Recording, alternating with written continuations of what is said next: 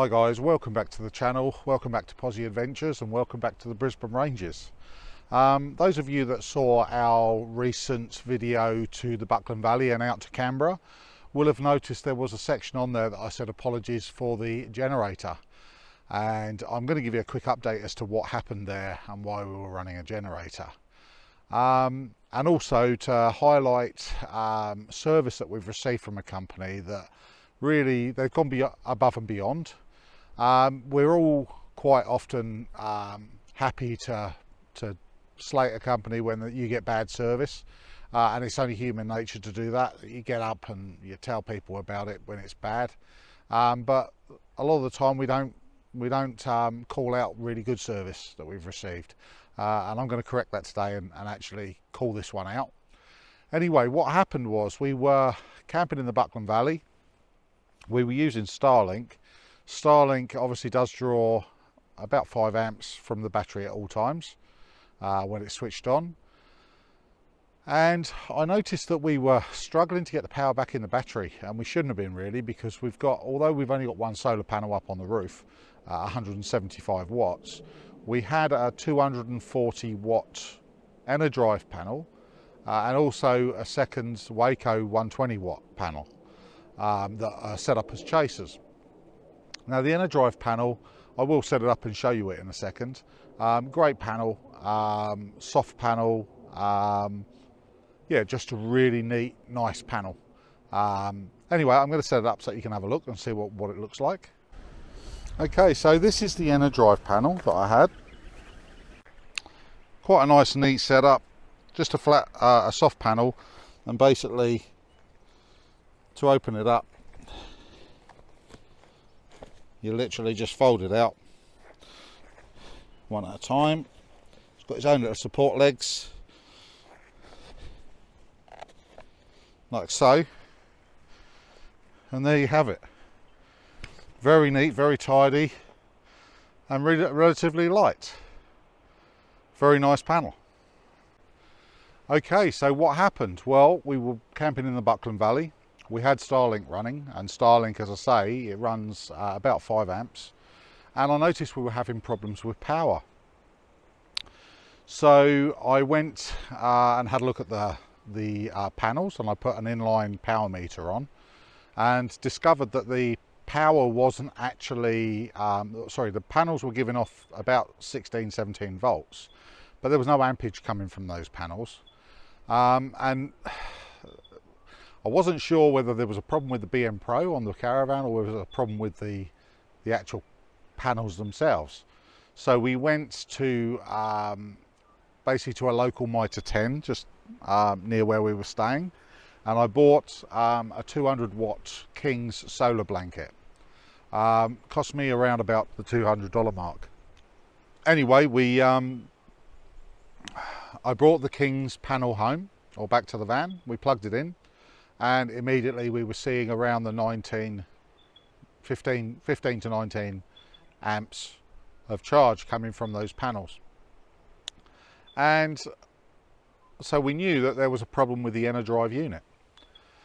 So I was pretty disappointed with that, and the wife, Tiny, decided that she was going to email Enerdrive. These weren't cheap panels. These were $700 to $800. While she was writing the email, I was looking on the website, and I thought, I'm going to give them a call. So I called them, and the guy that I spoke to there was a guy called, I believe he was called William. And I explained to him, I got these panels, I bought them through eBay, gave him the name of the people we bought them from, and he confirmed they were an Enerdrive stockist, and explained what was happening, and he said, yeah, it sounds like you've got a faulty panel. Now, unfortunately, these panels, during COVID, they were getting problem with supply of them. And because of that, they've depleted all stock for warranty purposes and new stock. So there was nothing that they could do to rectify the panels that had become faulty. They couldn't give me replacements. He did say he could email the company that we bought the panels from and get them to issue me a full refund. Now, I wasn't actually overly impressed with the idea of that, because I knew that I needed to replace these panels, and I wanted a decent quality one. I didn't want to go and buy, although I'd bought the King's panels, I couldn't rely on them to be our only source of main solar input in case they failed. So I wanted a decent quality panel. So I explained to him that I'd prefer if they would find some way to replace the panels with something equivalent, whether it be soft or not. Now they couldn't provide me with the soft panels because they don't make them anymore.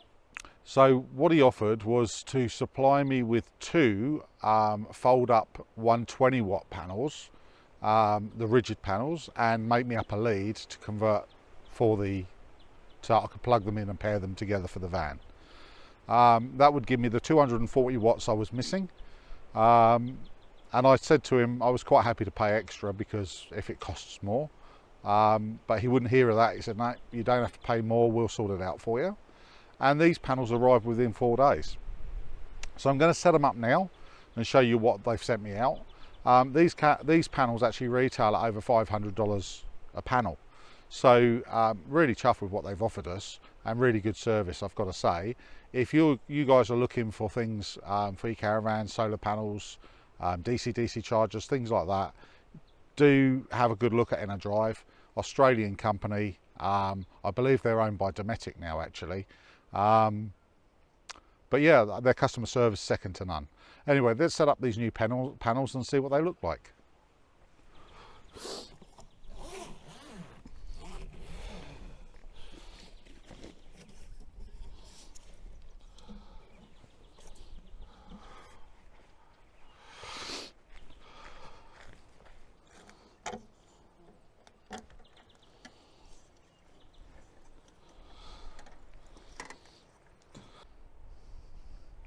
Okay, so there we go, there's the panels all set up.